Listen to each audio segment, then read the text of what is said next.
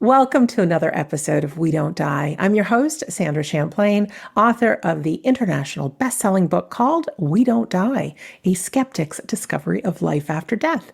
And just a reminder, my home base is wedon'tdie.com, where you can always find our free Sunday gathering inspirational service with medium demonstration included. We also offer medium classes, so many different demonstrations, courses, and lots of good things. And if you're a super fan of my work, or you're a super fan looking for evidence of the afterlife, between this show here, We Don't Die, and also my Shades of the Afterlife on iHeartRadio, I now have 650 episodes. So I'm a girl who is committed to good evidence of the afterlife and sharing it. So I created a Patreon club. So for any small donation, it would make a difference to my work. You get a full list of every single episode. You can search, you can click on them all. And of course, you can cancel at any time. But that you'll also find at wedon'tdie.com. Our guest today is medium Jamie Miller, who I have been hearing some wonderful things from people that have sat with her on her medium readings on Zoom. So that's always nice to share good people. Jamie attends so many of our online things, and I always hear her voice asking questions and things. And so today it's really nice to be able to connect to her face to face, and we can find out about her together. Jamie is a card-holding member of the Spiritualist National Union who passionately serves humanity and the spirit world, offering healing, medium readings, spiritual assessments, and animal communication sessions. Coming to us from Charlotte, North Carolina, I want to say, Jamie Miller, welcome to We Don't Die Radio. Sandra, thank you for having me. Oh, so grateful that you're here. And I forgot to mention your website is mediumjamiemiller.com. I always like to get that out. So you just told me you've got a doggy underneath the table if you move around a little. You want to tell us about your doggy? Yeah, he's an Australian Shepherd. He's my heart dog. He's actually teaching me a lot, especially about animal communication, but he's just needs a lot of attention. And he actually gets really excited during Zoom sessions and especially during spirit sessions. So when I am asking questions on those live demonstrations, anytime I ask the question, he gets insanity. So Oh, 'cause he that's just, I think he sweet. can feel spirit. So that's What's his name? Flint. Flint? All right. So hi, Flint, under the table. Jamie, tell us about you. I'm delighted that you come to so many things and people have said such good things about you, but I really don't know your story, who you are, how you got involved with this. Would you mind telling us some about you? I never thought that I would be doing mediumship or anything like that. It started about 5 years ago, I would say back in 2018, like the end of 2018. Well, really what happened was I had a big change in my life in that time. I was self-medicating. I had been through a lot. This came from a dysfunctional family. Then I joined the military and a lot of difficult things there. And I just really didn't know if there was anything wrong, or I never really heard the word trauma or anything like that before. I just tried to live a good life. I just wanted to be happy. I didn't know what that meant, if it was a good job or anything like that. I tried that. But when I got back from deployment a few years, that was in 2014. And in 2018, it was just a buildup. And I ended up quitting my job, which I thought was crazy because I really like security. And I quit my job and checked myself into the VA hospital here and got sober. That was a journey on its own. That happened in 2018, but I would say that journey started in the end of 2017. But when I checked myself in there, it's so weird because they detox you in like the psychiatric ward. That's where they have to detox you there. And then they take you out and then into the program and you get very specialized for what your needs are. And it was a really beautiful program. But when I walked through those doors, I actually felt like I walked through another dimension. I knew something was going to happen. I didn't know what it was. I wanted to believe in something, but with my background, it was just like toxic religion, I think, very extremist. And I never really felt like I fit in with my family, with their belief system. But if I do signposts back to childhood, there were definitely things that I could see. Oh, okay. There were definitely experiences that had happened, beginning with my father passing. He passed on my 9th birthday, but he would visit me every night for several weeks. It felt real to me. It felt like going to sleep, laying down, and then I guess I went to sleep and it felt deeper than a dream, if that makes sense. Like it felt real.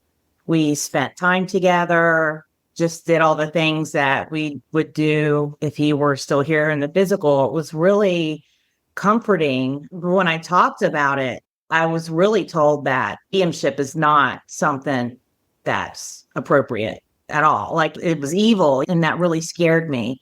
So I kept a lot to myself, even like not wanting to do it. But I would always watch like John Edward on TV and just want that for myself, want to connect with my father and things like that. But then you got over here on this side, like that's bad. Don't do that. So What area of the military were you in? I was in the Army National Guard for 8 years and really deployed a lot and statewide, and then deployed to Iraq my last year. Well, thank was you an for your APA. service. Thank you for your Thank you. service. Yeah. Yeah. So when I walked into that VA hospital, it just felt like I walked through another dimension, and I didn't know what was going to happen, if I was even going to stay sober, but I started meditating there and have been meditating ever since. I really think meditation is key. At least for me, I like need it. Did you get into a mainstream job after you left the service? After leaving the service, I think there was just a buildup of just years of stuff that I was carrying around with me, like things from my family. And then the military, I ended up quitting that job to get better, to just heal my life. And I didn't know what that would look like.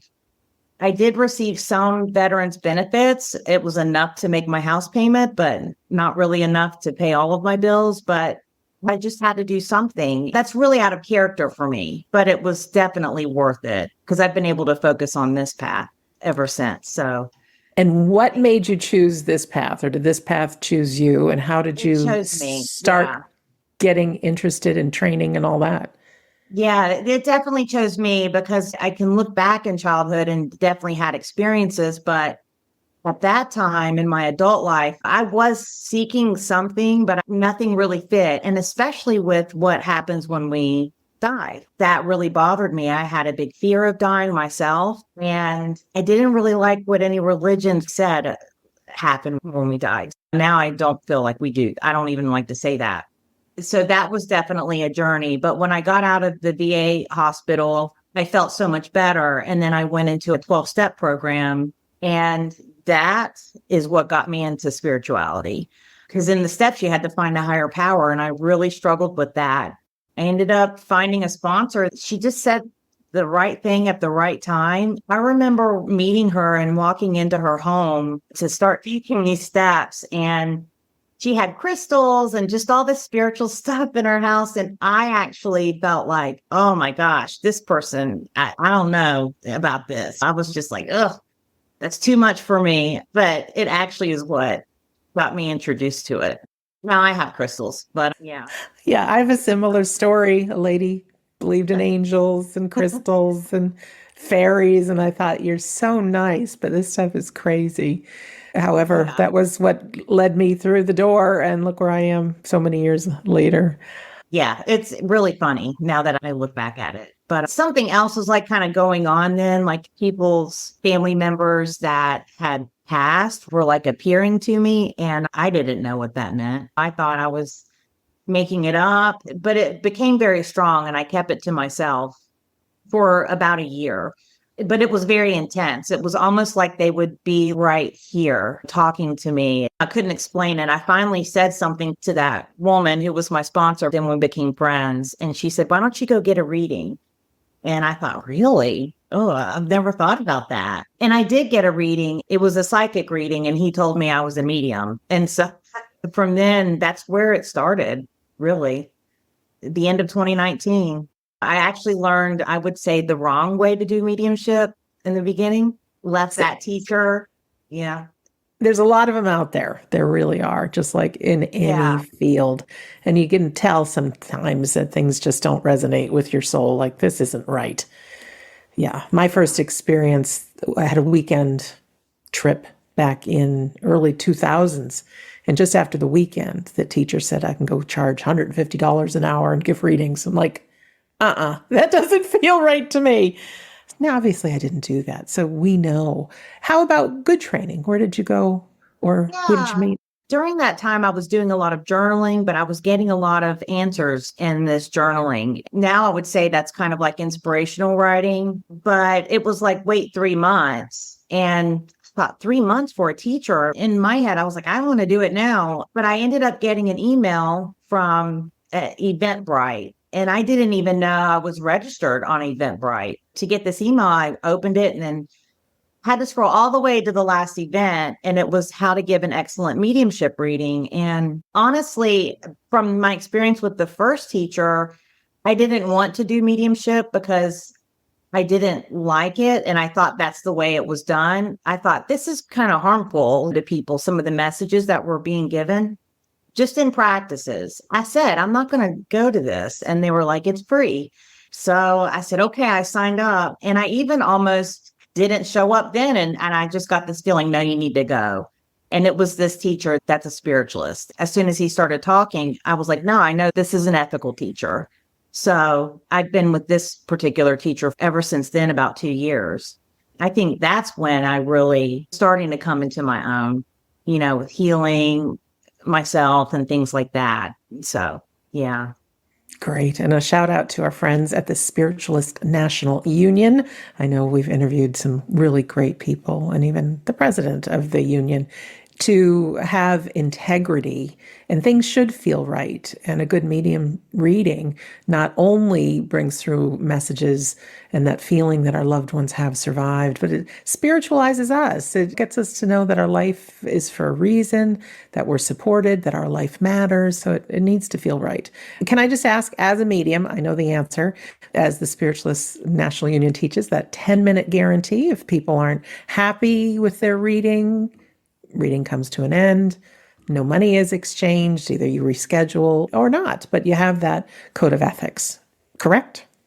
Yeah. I might not be necessarily keeping a timer, but I can tell if it's not going right. I can even tell sometimes if I'm not the right medium just in email.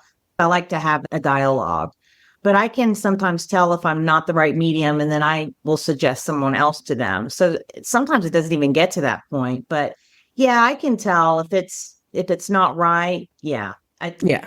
There's You have no integrity. Yeah. It's not really about the money for me at all. Right. We have to make a living. We have to pay our bills Yeah. and put food on the table. We all know that there's some mediums out there charging insane amounts of money, insane. And some are not great. So you don't want anybody to feel taken advantage of. So there you go. You started being a medium and working with people. Do you have some stories to share? We always love to hear stories. You don't have to tell people's names or anything like that. But as a medium, do you have some stories that just maybe shocked you a little bit or maybe just made you feel you're just where you need to be? Um, it's interesting because when I was setting up a bunch of practice readings, I think this was even just last summer, another medium had signed up and I gave her the practice reading and she said, oh, you should be taking clients. And then I got a request for someone for a reading like a few months later. And I didn't know this at the time, but it was her sister. And so the same people, it was the parents that came through for the medium, but then also for the sister. Same parents. I didn't remember, but it's different evidence. And then a few weeks later, another woman, it was the other sister. So there was three of them. I didn't even know this. I didn't know they were related or sisters. And then it was the same parents. And they all gave me feedback after, but it was all different evidence, but definitely they could all say it was their parents. And I just found that to be really interesting. I just really liked that I didn't know they were related, but it was the same people. And then that happened again recently where I gave a gentleman a reading and then he recommended his friend and it was the spouse of him, but the friend was the sister of the spouse and she came through, but it was different evidence. I just find that really really cool. I like not knowing. I don't want to know, but sometimes I have to take a step back and be like, wow, these are real people coming through. And it's just really, really interesting. I don't know. And they have to trust you as well. The spirit people are still people. Yeah. Yeah. And you want to go to somebody who's got a big ego. Of course, you'll do it if that's your only choice. But to find somebody that's caring and passionate and doing the best they can, I don't know who knocks on the mind and has people look a certain way for a medium, but I can't help but think there's some divine things happening behind the scenes that get people's Yeah. direction to certain people. They have to be setting it up, or at least a part of setting it up. I don't know.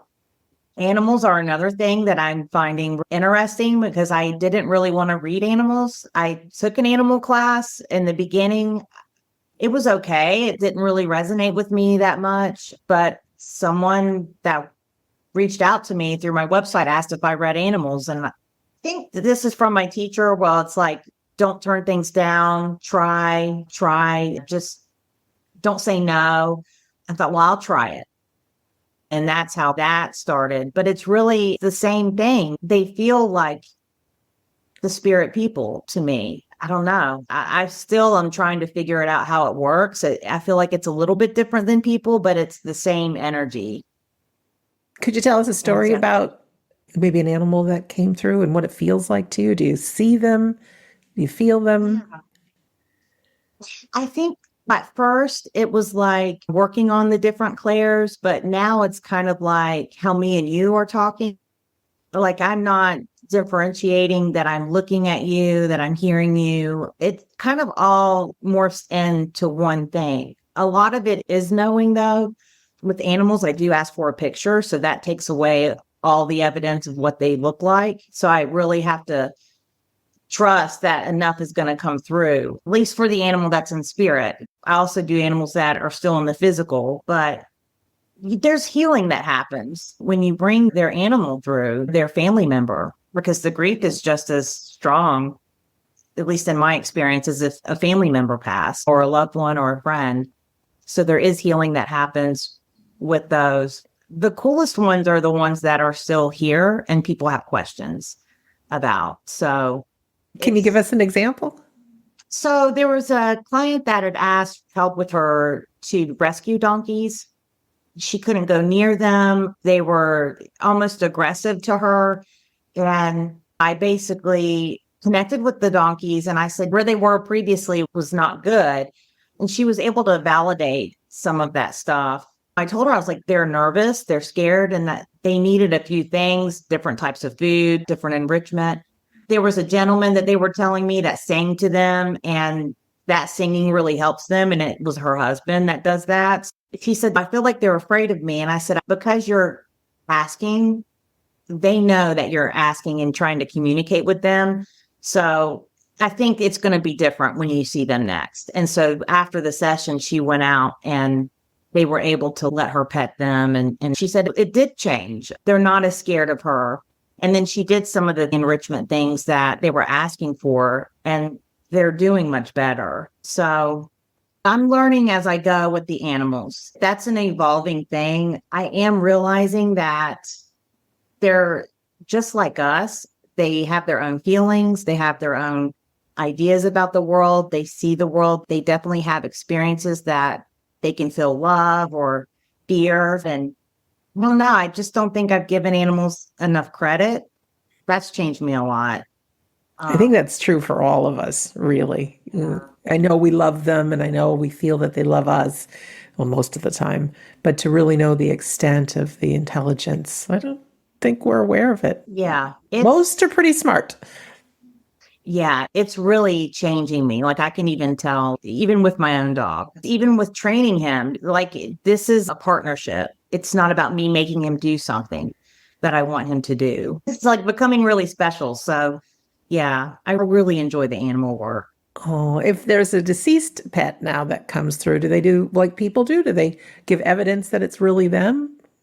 They do. Yeah. I still like to display the picture. Like when we are on Zoom, I'll share my screen. So I don't have the evidence of describing the animal, but there's enough personality and things that come through that the person can take that it's their animal. And you can see the healing that happens with that. There was one dog that just loved tennis balls, loved the water, loved adventure. This was this person's heart dog, I would say. Some dogs you might get that you're just closest with and it changes you.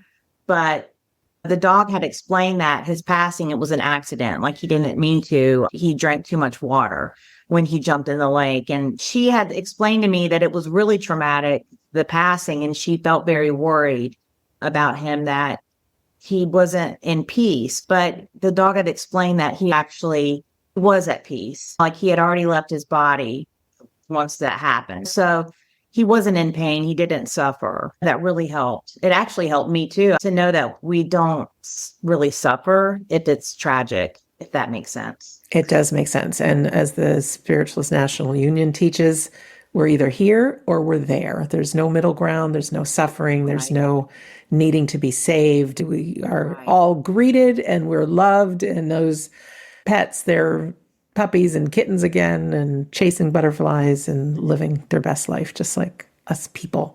You mentioned healing. I know healing's also very important to you. Could you talk about why and how that works? Because I do know that people can get in touch with you and you offer free healing. I do, yeah. I'm actually going through the healer's trainee course with the SNU. I do it the distant version. So that will take some time, but even after completing that, that would be something that I will offer at no cost. Healing is just so many layers. I think if you're going to do this work, that's going to be the first thing that happens, is you're going to be faced with some healing for yourself. To be a clear channel, that's definitely happened. And especially in the last 2 years, sometimes I feel like, gosh, I healed that and it's coming back. What is that? But that's normal. I don't know. I just feel like healing is available for everybody. And it's not going to look like the same for everybody. So I also believe healing is autonomous. On my own healing journey, went through just a lot of things that maybe a group of people said, this is how it's done, or this is how it is, and it didn't resonate with me. And I was trying to make this work. But I really feel like we all have a team with us, whether you're spiritual or not. It doesn't matter, because we're all here and we're all spirit, regardless of what our belief systems are. But your team's got your back, and I don't know, they'll lead you where you kind of need to go if that's what you're seeking. I don't know if that makes sense. It does make sense. How did you find us with We Don't Die? Because I know I hear from you on Fridays when we have our sittings with Scott. How in the world did we get connected? I think about that sometimes too, because I'm like, how did I find them? One of the first classes I took with the teacher I'm with now was trance, because he didn't have any evidential workshops available. I thought, well, that's too advanced for me. And he said, no, you can come. And so I started sitting in trance, and then went to some in-person workshops. And then we went to one workshop where he had a seance, and I had never experienced anything like that. Some amazing things happened, and it really changed me. Like, I already believed this. I know that this is real, but then there was another layer of, wow, this is really real. And I just really wanted to work with trance for myself. And just searching, Scott Milligan popped up, and I saw it on YouTube, and I thought, who is this person? You could feel the energy just in the video. And then I think I just looked it up. I feel like, because I'm taking classes with this one person, but I do like to explore different things. And I really like the trance work, and I really like what you all stand for. So yeah, we have lots of integrity, We have, not every Friday, but most Fridays, our medium Scott Milligan is with us, and we have what's called In the Arms of Eternity. We sit for healing, sending healing. He leads us into, it feels like a meditation, but it's different. And then he himself goes quiet. And the next thing you know, you get a booming voice coming from his lips of somebody else speaking through him. And it's a fella named Eric, who passed in the late 1800s. And we have the most extraordinary conversation. We can ask him about life, death, and the afterlife. He's been working with Scott, oh gosh, for well over 25 years. There's never a hesitation. It's clearly a different person than Scott. You can ask about anything, and the words and the wisdom just make us feel so much better. And Jamie, you always have great questions. So when I see that you put one in the chat box, I'm like, let's let Jamie ask this. The questions you ask really not only are good answers for yourself, but they are good answers for all of us, really. So thank you for all your input on the Fridays. Oh, thank you. Sometimes I'm nervous because I had never talked to a spirit guide before. But, I get a little nervous, but I think that's another thing. Like, I'm already like a shy person anyway. So I'm trying to push myself through that. Now, when I go to type in a question, I get the answer. And I kind of know the answer, which is weird. That's been happening too. But he confirms it, and that's spirit. So that's confirmed. Or sometimes what happens too is he'll say it in the philosophy, in the introduction, when Eric first comes in, he'll address the question I might be having in my head. So I don't know. I just think that's really cool. Jamie, it's crazy and in such a wonderful way, because as me being the moderator, I've known Scott and Eric since 2016, 2017. I didn't even know trance mediumship existed. And to mention nervous, I thought, oh my gosh, when I heard a voice coming through this young man that's somebody else, like, I didn't even know this existed. So for over 4 years, I've been the moderator as we do these on Fridays. And what blows my mind is how he knows questions a person's going to ask before they ask them. I'm the only person that can see the questions that people type in the chat box there, the Q&A box. Scott's eyes are closed, so he doesn't know. And I think Mr. Eric just gets a kick out of it because I'm sure he giggles inside because he will refer to the question. And then I'm like, how does he know? He knows what's in people's hearts. So it doesn't matter if you're anywhere around the world. It just goes to show that our loved ones and support are around all of us. Can you talk about what you think, maybe not the big picture of life unless you want to go there, but the support that we have in the unseen world, whether it's our loved ones or our guides? What do you believe? This mediumship is really what's gotten me on my self-healing journey. Because really, I had a lot of grief over my father. I mean, well up until discovering mediumship. And when I started that training, you get readings for yourself because you're working with other people. And I really practice a lot. So I got a lot of readings. There were some readings that really proved that, hey, this is really my father. And it took some time to heal that grief. It's still there. I still miss him, of course. I mean, it was debilitating. And that was one layer of the things I was carrying around that I just needed help with. Yeah, it was very intense grief. Then some crazy things happened. This was like a year and a half ago, or I don't know. I started smelling my father, and it would be at night right before getting ready for bed. I wasn't asleep, but the smell of his cigarettes would come in. And oh my gosh, it's my dad. And then even the other day, I smelled his aftershave, which was brute. It's hard for me to connect with him.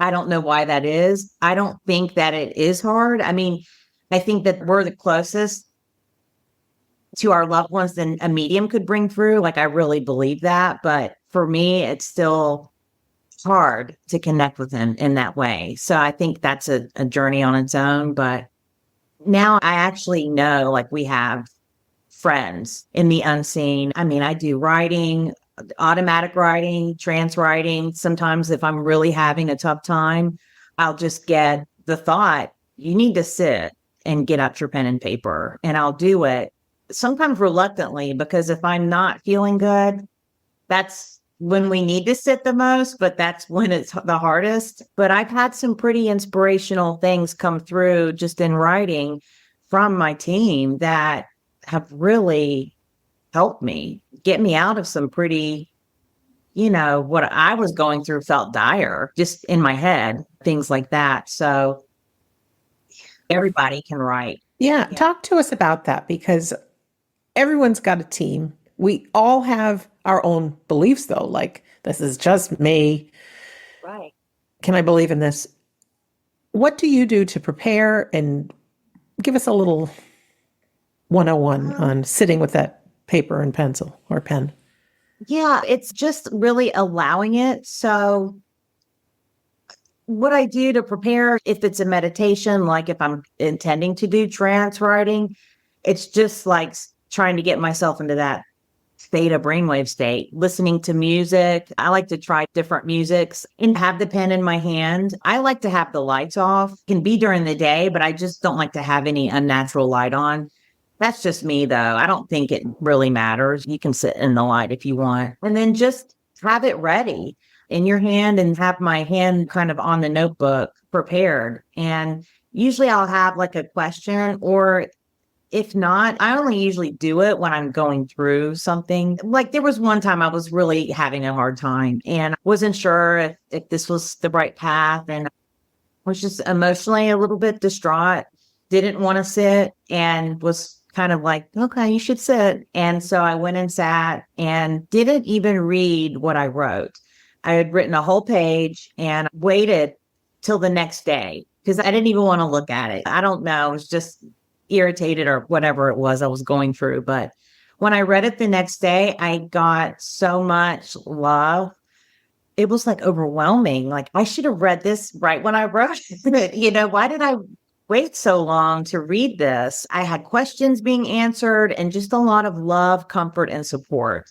When you have moments like that, it's like, wow, they're really here and they're here to help us. Of course, I think we have free will, but they can at least give us love and support and advice. I don't know, life advice maybe, but yeah, I think everybody can write. Maybe not in trance, but we can do automatic writing because spirit's always working through us with everything that we do. So Absolutely. And I tell people, you may feel like it's 99% you and 1% them. And it may right, be in the beginning, right? Because it's hard to right, slow down enough to get that analytical mind out of the way. But once we can, and we can just be present, and we can even listen to the words that pop up and just write them as you hear them. And the more we do, I think it's more the spirit world's like, hey, she's listening. Let's keep doing this. And I've had some really interesting times as well doing that, that sometimes it's just the message I need to hear. Where does it come from? Is it my soul? Is it another person? To be honest with you, Jamie, I don't think it matters, because if right. it heals the wound, it doesn't matter whose hand was applying the medicine. Exactly. Yeah. So go for it, folks. Really, it's a beautiful experience, whether you use a pen and paper or you're on your keyboard. Sometimes I'm on my keyboard, Jamie, with the notepad opened on the Mac and close my eyes and just write. And sometimes it's like, oh my gosh, I've had to look up words in the dictionary. Like, this is not Sandra language. And Wow. sometimes they're new words, and it's cool. It's really cool. So we have that around us. You're still a human and you've been through Yeah. some tough times. How important is it for you to have support, both in the human world and to stay plugged into mediumship? Well, I feel like this is giving me support more so than anything else that I've ever done. So it's really changed my life in that aspect, as far as just the beauty and the healing that's coming with it.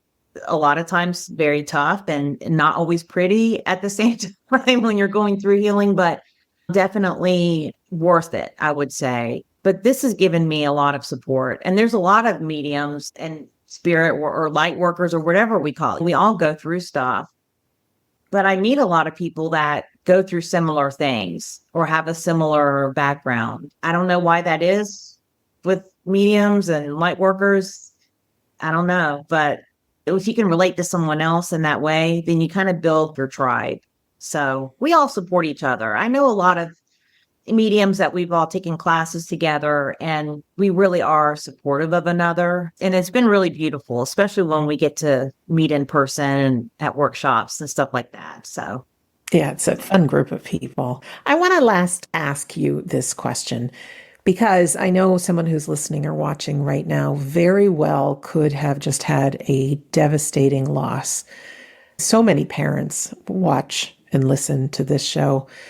What would you tell somebody that you met for the very first time who just unloaded, that say significant other or child or someone very close to them just passed away. They may never come to you as a medium. They may never come for a reading, but what would you tell them? Any words of advice or hope? I'm a big listener. I really feel like we don't listen to each other enough. And so sometimes just letting someone get it out and being there, I feel like that's really powerful. Being in here and a hand to hold for that person and just letting that person know that this is normal, what you're feeling. And I wouldn't say don't judge yourself, but like grief is not in that circle like we see it. You don't get angry and then it's done. You don't go around the circle and then, oh, it's done. But it's kind of like a wave and it goes back. So just kind of being there, letting that person know that what they're feeling is normal and it's okay. I feel like that's important.